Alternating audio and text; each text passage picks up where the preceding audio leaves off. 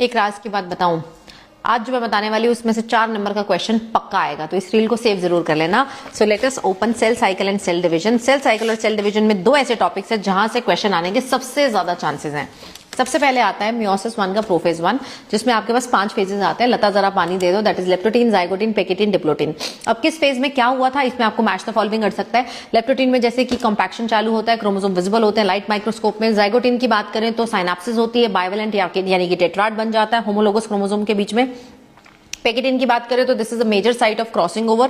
Crossing over के लिए recombinase enzyme चाहिए एंड वहां रिकॉम्बिनेशन नोड्यूल बनता है। क्रॉसिंग ओवर किसके बीच में होती है? Non sister chromatids of the homologous chromosome. Diplotene की बात करें तो यहां पर जो सिनेप्टोनिमल कॉम्प्लेक्स बना था जाइगोटीन में, वो डिसॉल्व होता है, लेकिन एक जगह पर अभी भी क्रोमोसोम जुड़े रहते हैं। That site is X shape structure, जिसको कियाज्मेटा बोलते हैं। एंड डायकाइनेसिस में the major thing is terminalization of chiasmata and chromosome यहां पर आते फुली कंडेंस हो जाते हैं। एक तो ये है 100% यहां से एक सवाल आएगा।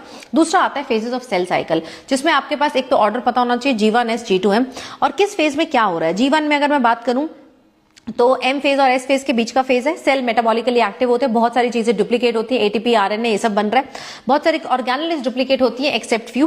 Then S phase, very important phase, जहां पर डीएनए डुप्लीकेट करता है लेकिन क्रोमोसोम का नंबर चेंज नहीं करता है, सिर्फ डीएनए का कंटेंट डबल होता है, यानी कि सिंगल धागे वाला क्रोमोसोम डबल धागे वाला हो जाएगा। और एक ऑर्गेनेली सेंट्रियोल डुप्लीकेट होती है साइटोप्लाज्म में, डीएनए होता है न्यूक्लियस में। देन G2 फेज में जो बचा कुचा काम है, जो G1 में नहीं हो पाया, जो ऑर्गेनेलीज वहां पर नहीं हो पाए, वो डुप्लीकेट होती है एंड उसके बाद अपना डिवीजन हो जाता है। देन आते हैं G0। G0 is a metabolically active phase, लेकिन यहां सेल रेस्ट कर रहा है, मतलब डिवाइड नहीं कर रहा है। ये एक क्विसेंट स्टेज है, जैसे कि हार्ट का सेल।